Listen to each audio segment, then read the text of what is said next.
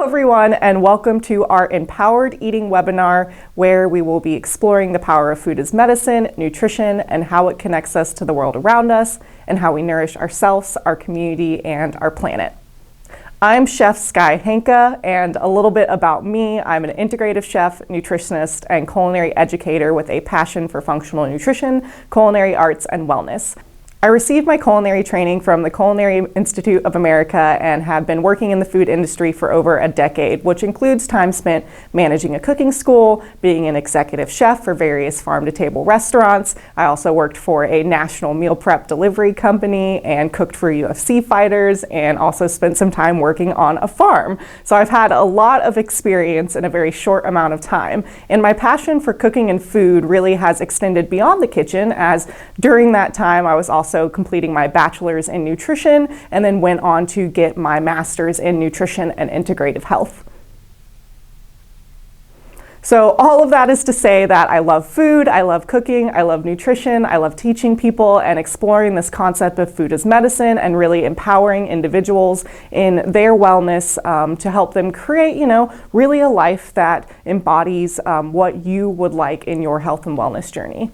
I want to emphasize from the start that my role isn't to prescribe a certain diet or to place specific nutrients on a pedestal. Rather, I see my purpose as providing you with the knowledge you need to make informed decisions that suit your own body best, because after all, you are the ultimate expert when it comes to you. And I also have to take a moment to declare that I do not have any financial interest, arrangement, or affiliation with a commercial organization that may have a material interest in the subject matter of my presentation today. I love to start out a good webinar with some learning objectives that I hope to achieve over the course of our time together today. The first thing we're going to be doing is kind of diving into the concept of healthy eating, and hopefully by the end of this lecture you'll be able to craft your own personalized perspective of what eating for health may look and taste like in your own life. We'll also spend some time discussing factors that shape our eating habits and health, and how nutrition science influences our own perceptions of wellness and food. We'll learn about, when maybe using a scientific lens may not make the most sense in our own lives, and also debunk a few nutrition myths together. And I hope to give you a few tools to be able to identify red flags when it comes to nutrition misinformation. We'll also be looking at wellness and nutrition as a spectrum, and really trying to shift that all or nothing thinking approach to more of understanding that we are all varied individuals and looking at more of a personalized approach to nutrition and health and wellness.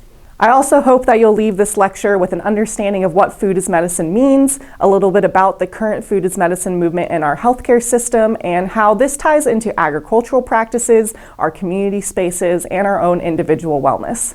Lastly, we'll explore some practical tips for integrating a food as medicine or mind-body approach to nutrition into your daily rituals. So if that all sounds good, let's get into our lecture.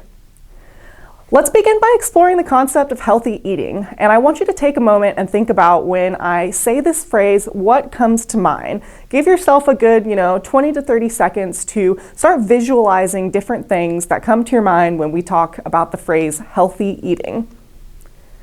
Perhaps you start to think about swapping out all of your fried foods and fast foods and ultra-processed foods for a plate of leafy greens or grilled meats or steamed vegetables. Often when I think of this phrase, that comes to mind of swapping all those tan foods and non-colored foods to something more bright, to filling our plates with more fresh foods, and like I said, more leafy greens. For some, the phrase healthy eating evokes emotions associated with dieting, or the notion of eliminating certain foods from your lifestyle. So perhaps when I said healthy eating, that different diets come to your mind, like paleo or plant-based or vegan or vegetarian or pesco, lacto-ovarian, whatever you want to call your diet. I like to stress that it doesn't matter what you call your diet, because all of these are just merely labels that we assign to signify the types of food that we're going to eat versus the types that we're typically going to avoid within a certain time frame. When we dissect this term, we continue to see how our own individual experiences and perspectives can really influence what we think healthy eating means for us. So let's look at the term healthy. It's an adjective. When we say healthy, do we really think it's synonymous with wellness? Does it look the same for everyone? Is it a very cut and copy kind of black and white term? In the past, society has often equated health with specific weights, appearances, and even physical traits, but our understanding of health has really evolved, and we now recognize that health is more of a whole person concept, and it's not just about your physical condition, but also about your mental, social, and even spiritual well-being. And we'll see these factors come into play a little bit later when we discuss what influences our nutritional needs and also influences our overall well-being. When we look at the term eating, it's a little bit different than health, because now we're coming into like a very specific action. We're coming into a verb. We're physically eating, putting food into our body, putting nutrients into our body, and that experience is more than just the action, because when we eat, it's a very personal experience. It can be a cultural experience, it can be a source of joy and comfort, and for some, it can actually be a very stressful experience. So healthy eating can mean a lot of different things, yet many scientific studies take a very reductionistic approach to nutrition, focusing intensely on individual food components and nutrients. And while this can be useful for our understanding of the basics of how food affects our bodies, it's really not the full story. So when we put a spotlight solely on nutrients, we often overlook the complex synergy between the different elements of our diet. And we also risk ignoring crucial factors such as lifestyle, cultural practices, and even the simple pleasures of eating. So I bring this up because when we approach the term healthy eating from that reductionistic scope, we kind of risk doing the same thing and only focusing on food as a form of nutrients and nutrition. But we know that it's much bigger than that. We know that our mood can influence our hunger levels, even how we process the foods we eat.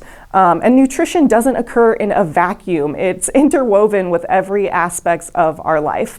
Galileo once said, "Measure what is measurable and make measurable what is not so," which in other words means that while science can provide us with essential insights, it doesn't have all the answers, and we shouldn't fear acknowledging that nutrition includes elements that are difficult to quantify. And we also shouldn't fear our own individual experience that we have with eating and food and nutrition in our own lives.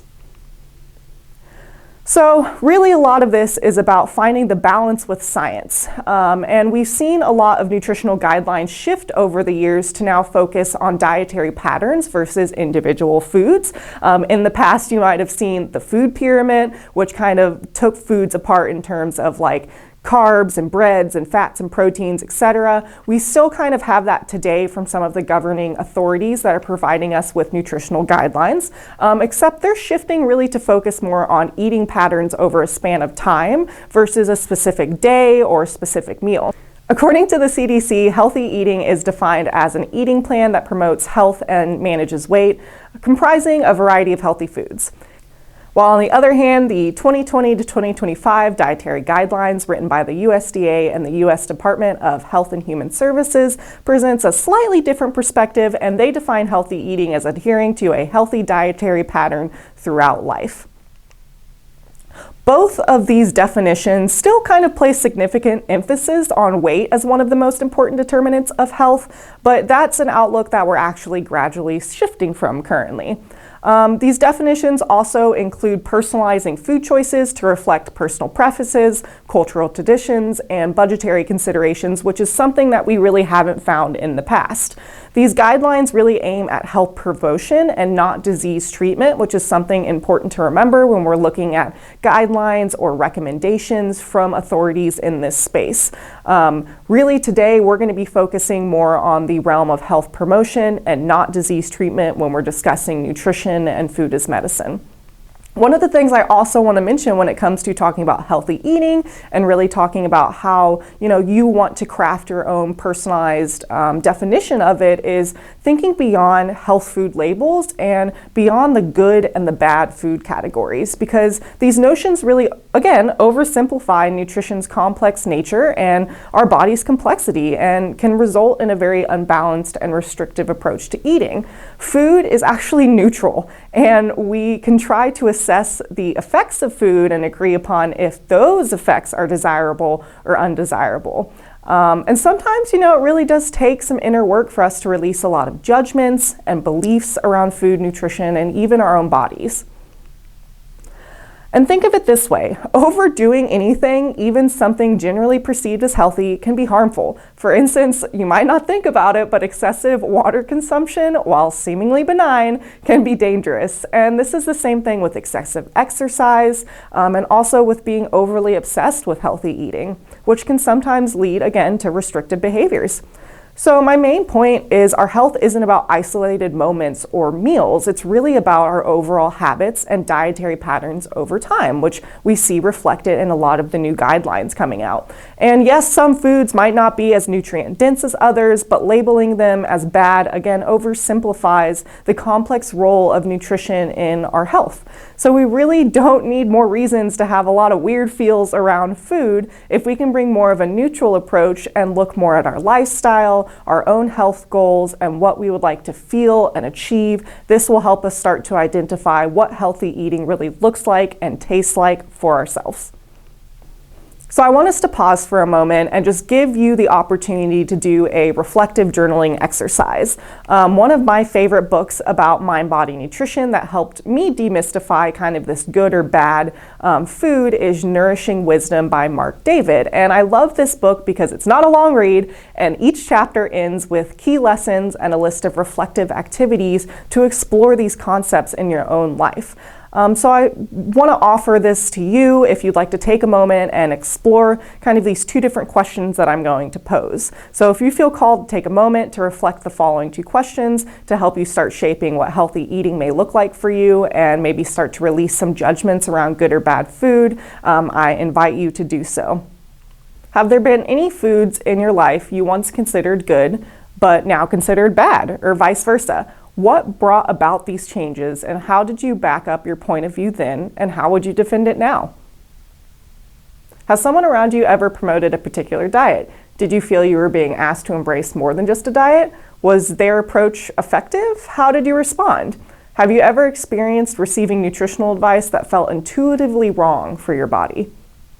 As we transition from examining food beyond good or bad and learning more that our health and wellness is really a reflection of our choices over a span of time, let's kind of delve deeper into the concept of wellness as a whole and reflect on kind of transitioning from an all or nothing thinking approach in our nutrition and our health to more of a deeper understanding. So viewing our health from a whole person perspective has been pivotal, not only in shifting societal views on our health, but also in shaping how our healthcare systems support us. This broader approach allows us to understand that health isn't merely the absence of illness. And I bring to you today this illness-wellness continuum, which is a model developed by Dr. John Travis in the 1970s. And I love this model because most of us traditionally have viewed health in binary terms, meaning you're either sick or healthy. However, this model suggests that health and wellness exists on a continuum, and with many degrees of health and wellness and illness. The continuum illustrates a path from illness to wellness, starting with treatment at one end and advancing towards high-level wellness based on awareness, education, and growth. It really emphasizes that moving towards wellness is an active and dynamic process influenced by various life factors. And I love this because it shows that throughout our lifetime, we're going to ebb and flow on this continuum. It might not just be from one end to the other. We're going to be moving back and forth, and during those different periods, our body is going to be needing some different nutritional support. So today's discussion can really be viewed as a step towards awareness and education in your personal wellness journey, and understanding how different factors influence our health can empower us to make informed decisions that enhance our wellness. So now that I presented this idea of your health and wellness being on a spectrum, let's apply that same thinking to nutrition. And let's look at how some of the science behind nutrition has evolved and changed over the past, century. So like I was saying, we've just seen in discussing the wellness spectrum, health is not static, but it's a continuum. And this is likewise, the science of nutrition is far from static. It's dynamic and ever evolving. Historically, nutrition science often took a reductionistic approach, which I mentioned, which meant focusing primarily on individual nutrients for the diet, for their specific effects on the body. For example, early studies concentrated on identifying vitamins and minerals and linking those deficiencies to specific diseases like scurvy with vitamin C.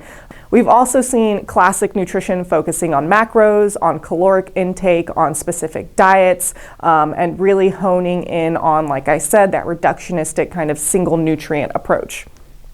In recent decades, we've witnessed a pivotal shift towards a more whole person view. So today, nutrition science not only considers individual nutrients, but also how these nutrients interact with our diets and influence our overall health.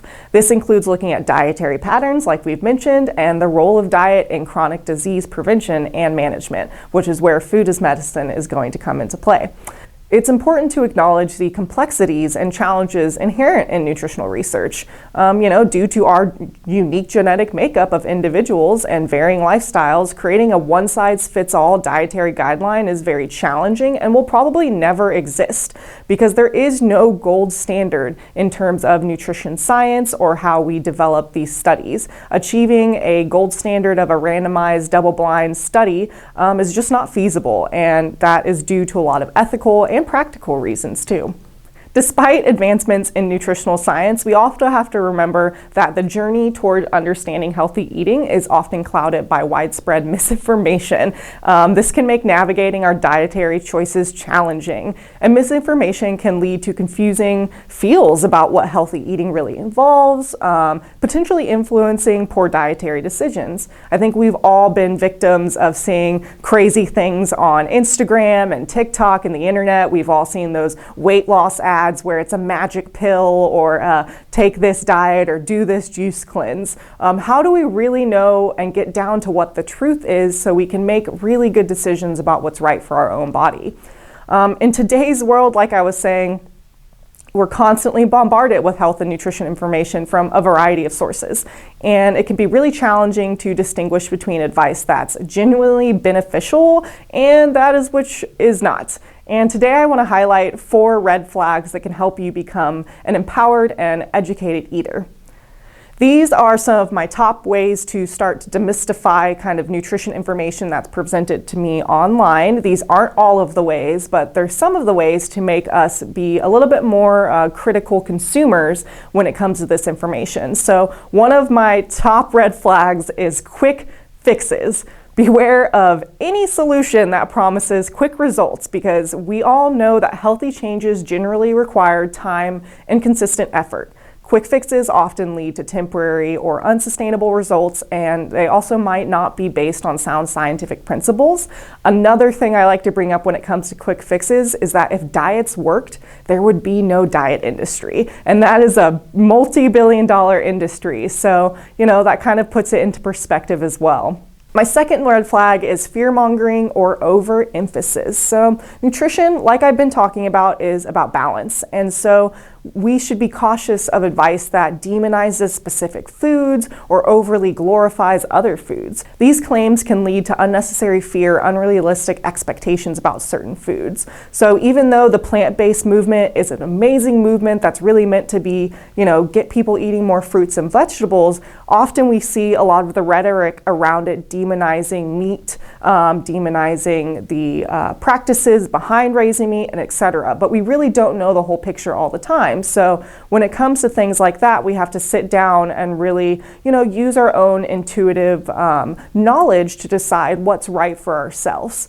At the end of the day, eating more fruits and vegetables is extremely beneficial. But if you've grown up in a place where eating meat has always been part of your lifestyle and it's not necessarily having any kind of negative effect on your health and wellness, then maybe including that meat and chicken and eggs, etc., in your diet is the right thing to do. Another consideration from that side is some people, need the nutrients within the meats they eat, such as the B vitamins and the protein and etc. So what's right for one person might not be right for another. Just saying that it's important to understand that when someone's really putting a specific food on a pedestal, we should always be looking from a critical point of view. My third red flag is lack of scientific backing, and this red flag comes with a little bit of a caveat because not all science is good science, and I say that even though I love science and I study it and I'm a big avid supporter of it. Unfortunately, within the scientific field, you could probably make any kind of study give you the results that you want. So we should always look for information that is supported by credible scientific research. And what is credible scientific research? Typically the gold standard is a meta-analysis with a peer-reviewed study where we have a lot of experts weighing in on specific information and providing a great synopsis that we can then look at and apply.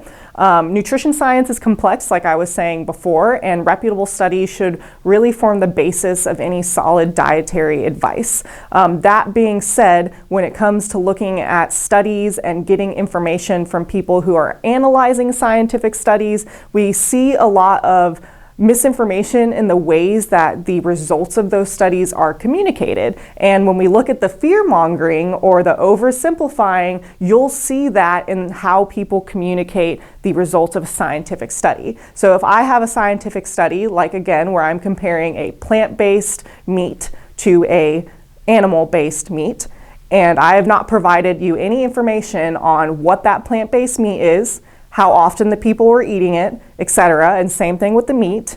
And in that study, we're trying to compare, well, which one is better for our health? But when I'm communicating it to you, again, I'm not giving you all of the variables. I'm not giving you the scientific method behind how we're assessing health or any of that information, and then just stating, oh, well, we found that the animal-based meat, the participants who ate that had a little bit lower cholesterol, and, you know, X, Y, and Z factors were a tiny bit lower than the people who ate meat. That information does not give you the whole scope or give you enough information to make a reliable science-backed choice on whether or not you're going to stop eating red meat completely or meat and just start only eating plant-based, because we don't know if within that study they're eating ultra-processed plant-based foods. We don't know if they're eating whole plant-based foods. This can be said for other kinds of studies where we're comparing maybe protein sources, and we're looking at what protein source is the best protein source. Well, does that study also look at how often they're exercising? Does it look at protein timing? So you kind of get my point where there's a lot of different factors to consider. And so when we're seeing all of these experts kind of make these blanket statements, or again, oversimplifying things, we have to pause and question it a little bit, and then also reflect back on ourselves to be, hey, does that information suit my lifestyle, or does that information support the health goals that I currently have?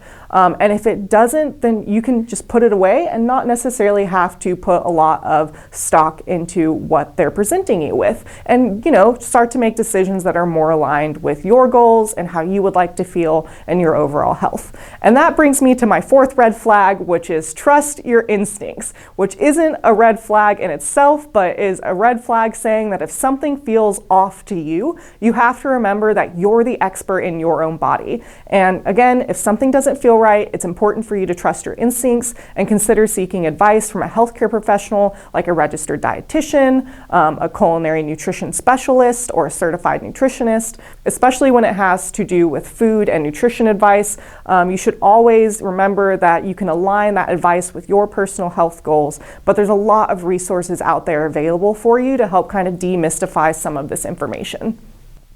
As we learn these red flags, keep in mind that these are just a few and not an exhaustive list. So our goal really is to not just follow nutrition trends blindly, but to develop critical thinking skills that enable us to make informed decisions about our own health.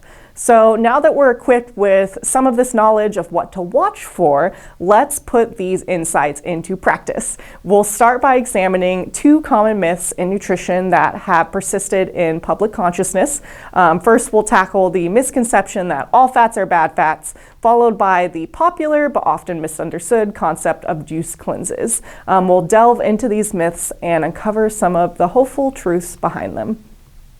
All right, so fats are bad. Blanket statement here, oversimplifying a whole food group. This misconception stems from decades-old dietary trends that emphasize low-fat eating to prevent weight gain and heart disease.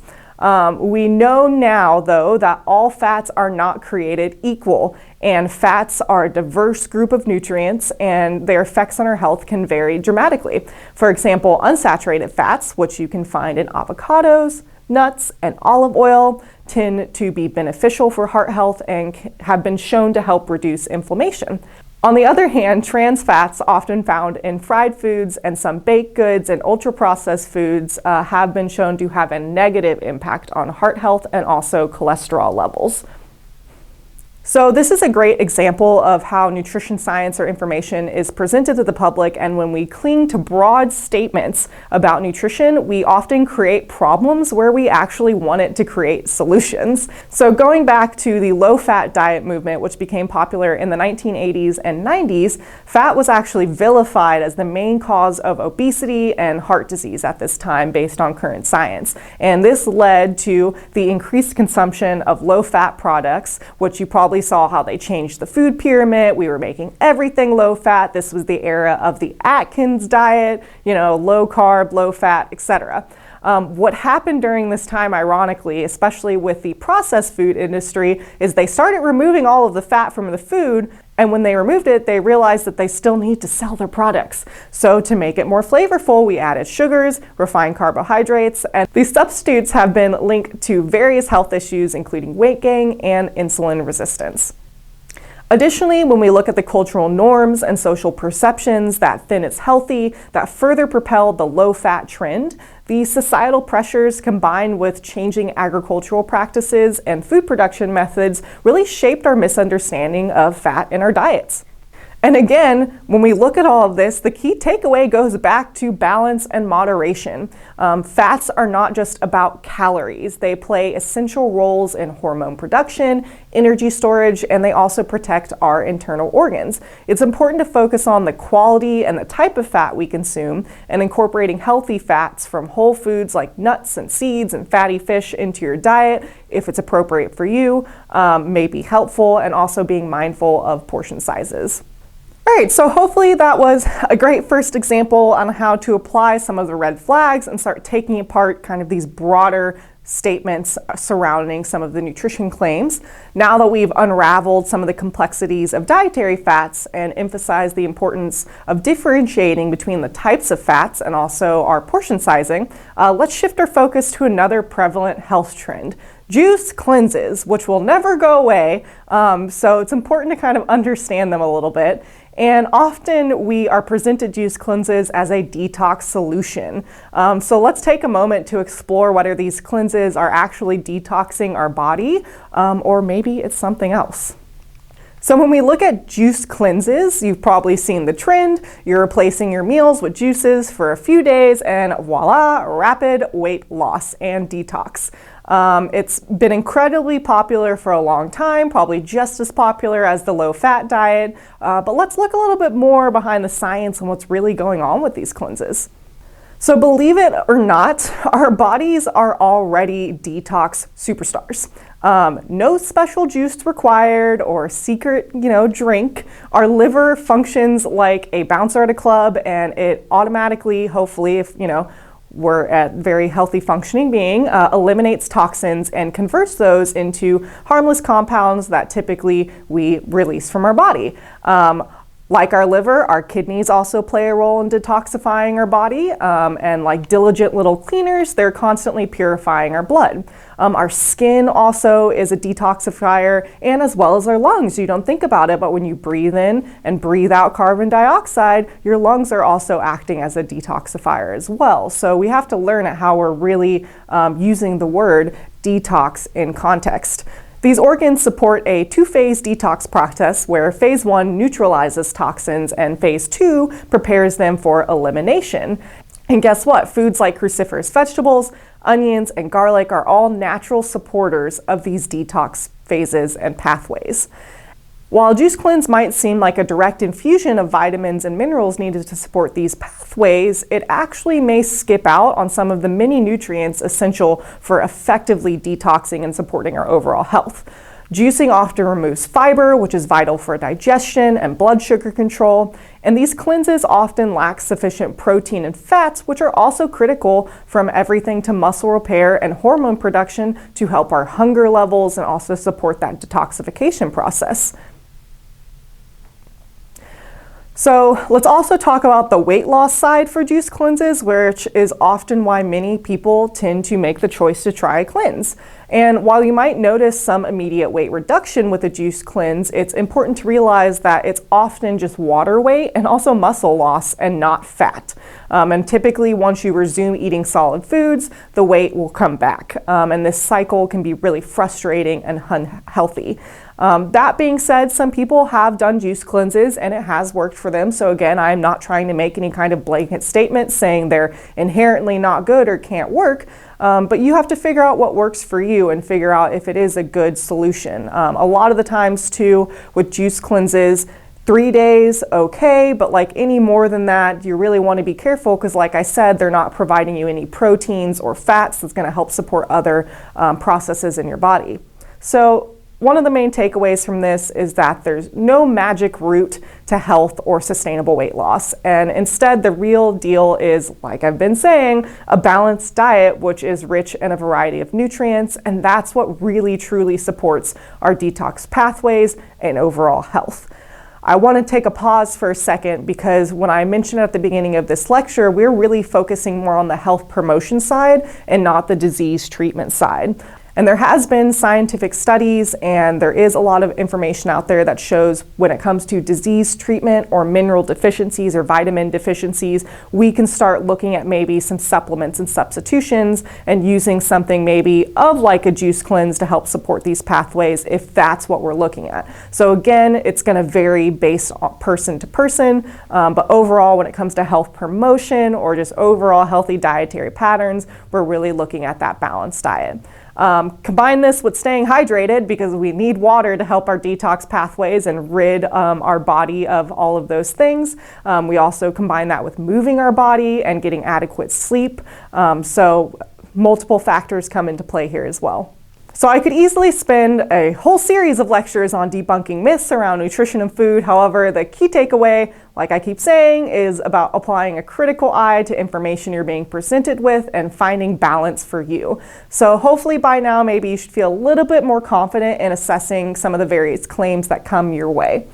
And before we proceed, I'd like to take a brief moment for a little movement pause. We've covered a lot from kind of starting to define what healthy eating means for you. We've explored health from a spectrum viewpoint, looking at that illness-wellness continuum. And we've talked a little bit about nutrition science and identifying some red flags in nutrition misinformation. So let's stand up and move our bodies for a minute or two. This is a great way to refresh and re-energize before we shift gears to look more closely at the landscape of diet culture, factors that influence our nutritional needs, and start to get into more of those practical tips to become an empowered eater.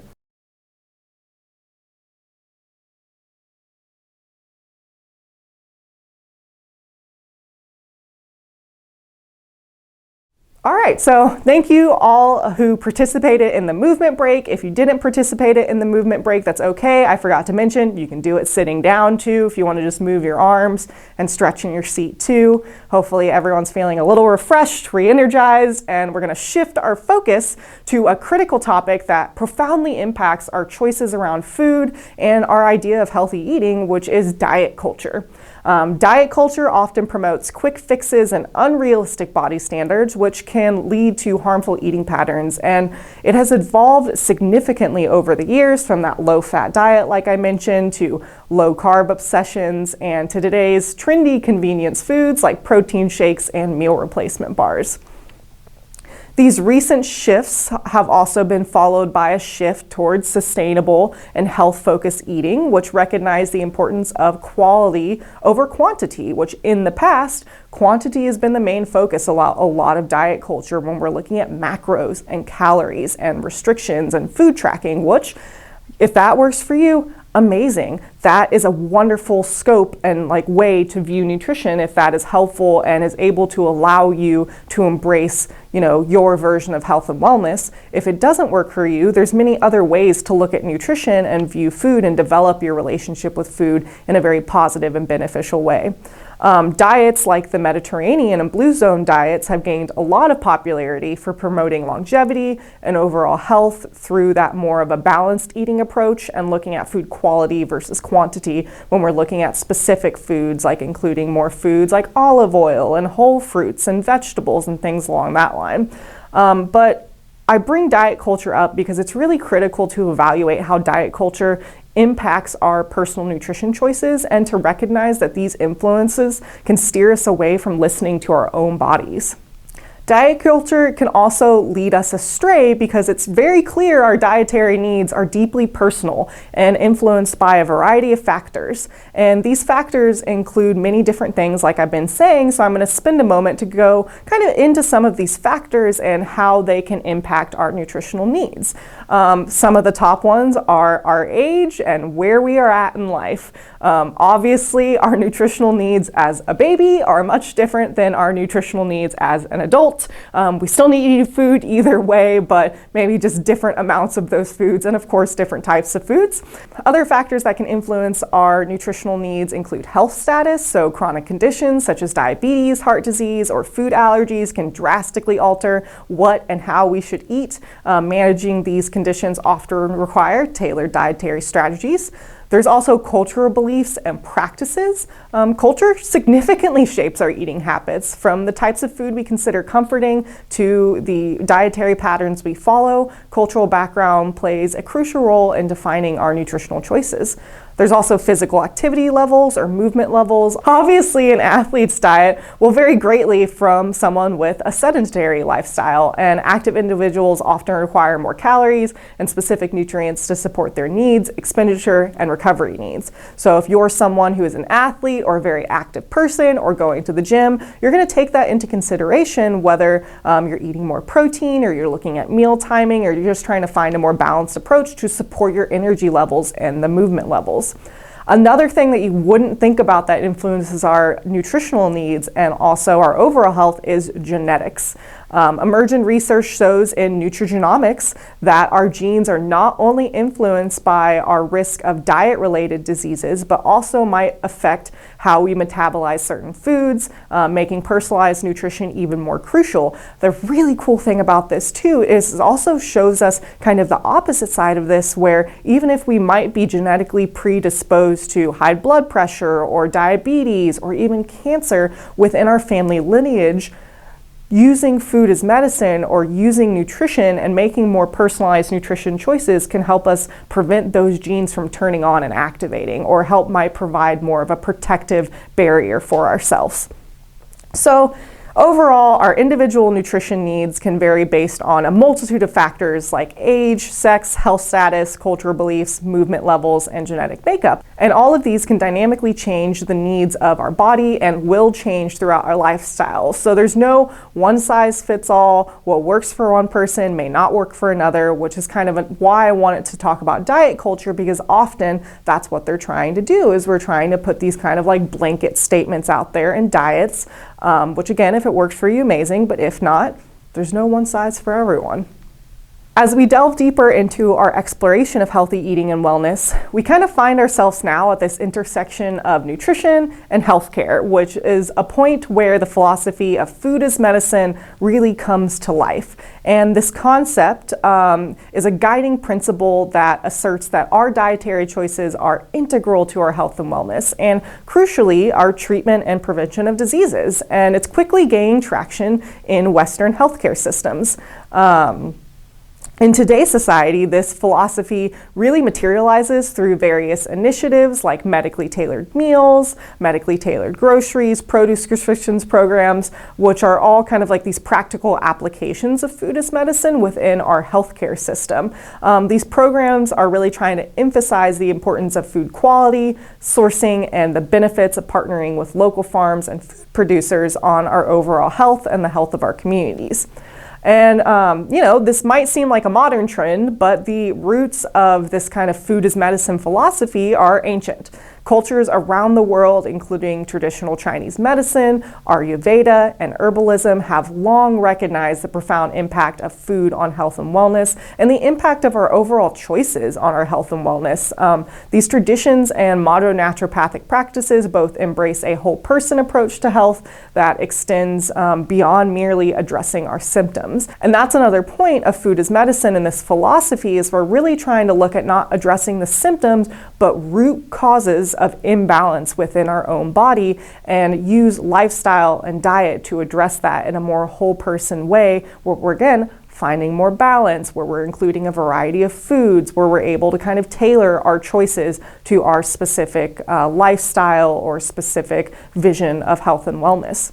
So the journey from farm to plate is one that's being talked about more recently. If you've seen Common Grounds, which is a great film that kind of goes into different agricultural practices, because right now in the agriculture sector, obviously there is organic and there's not organic, and we can see that through some of the labeling on food. But when it comes to regenerative, sustainable, or eco-friendly practices, there's still a lot of debate and conversation around how we're defining those practices and how those practices are getting translated to food labels so we can make more empowered choices as a consumer.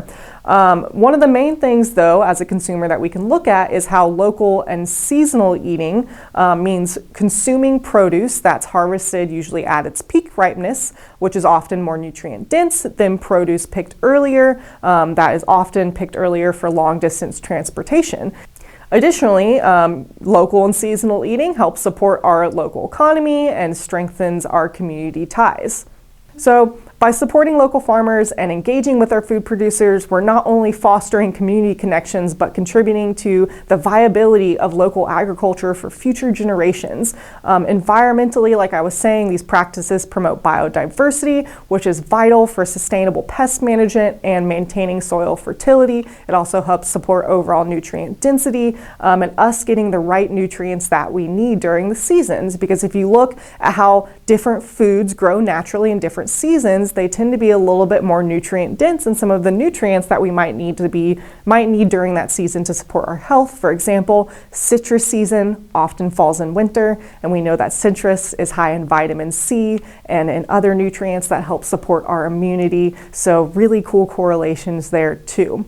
So how can we integrate some of these practices into our daily lives? How can we start being more of an empowered eater when it comes to food as medicine and agricultural practices? My biggest recommendation to you is start by visiting a local farmers market to connect not only with your food growers, but to start learning more about where your food comes from. You can start embracing seasonal recipes, perhaps following your favorite recipe developer on social media who likes to cook seasonally, or by picking up a cookbook focused on seasonal ingredients. I know when we speak about farmers markets, sometimes there is a monetary barrier that comes to mind, and you might think that, shopping at farmers markets is actually more expensive than going to the supermarkets. But a nice thing about eating foods in season when they're produced is they tend to be more cost effective and more affordable. You can also consider taking a cooking class to boost your confidence in using fresh ingredients. You can experiment with substituting local and seasonal items into your favorite recipes and hopefully discover the superior flavors and benefits of those produce. In embracing local and seasonal eating, we do more than just nourishing our bodies with high-quality foods. We're also building sustainable communities, we're fostering meaningful relationships, we're protecting our planet. It really is this amazing cycle of wellness that starts with making mindful choices about what we put on our plates. It's also amazing to go to the farmer's market for the social connection and moving your body. It gets us out of the house, which I know a lot of us after COVID, after staying indoors all the time, that social interaction, that movement can be very beneficial, not just for getting fresh food, but also for our mental health and our overall well-being.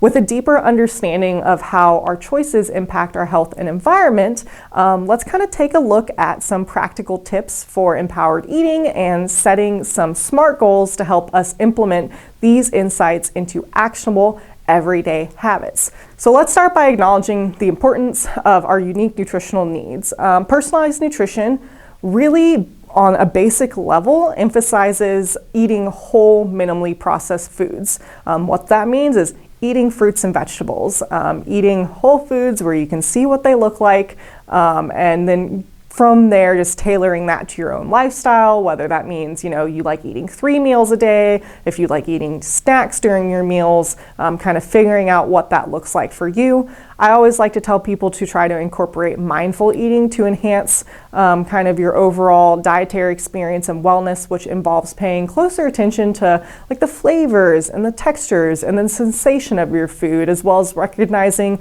your body's hunger and fullness cues, which means that a lot of us probably sit in front of a TV when we're eating, or maybe we're in a rush and we're just go, go, go. When we do that, that actually influences our body's ability to process our food, because it's going to be a little bit stressed out. So if you can maybe take like 5 to 10 seconds during that time just to take a breath, put your fork down, or just tune in. It doesn't take more than one little moment of just bringing some mindfulness to what you're doing. This can help you connect more deeply with the act of eating and can lead to improved satiety and digestion.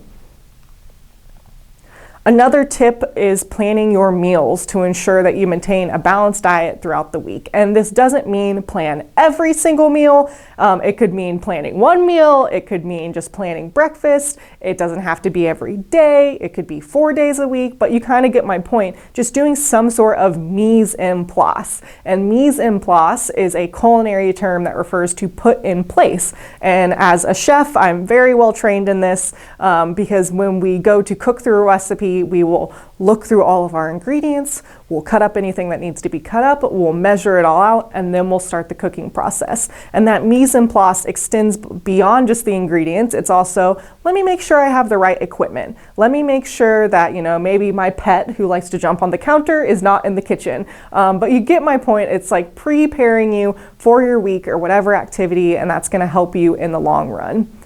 Meal planning really helps us make more intentional food choices and can help reduce some of the impulse to opt for alternatives that might not fit what we want for our overall health and wellness.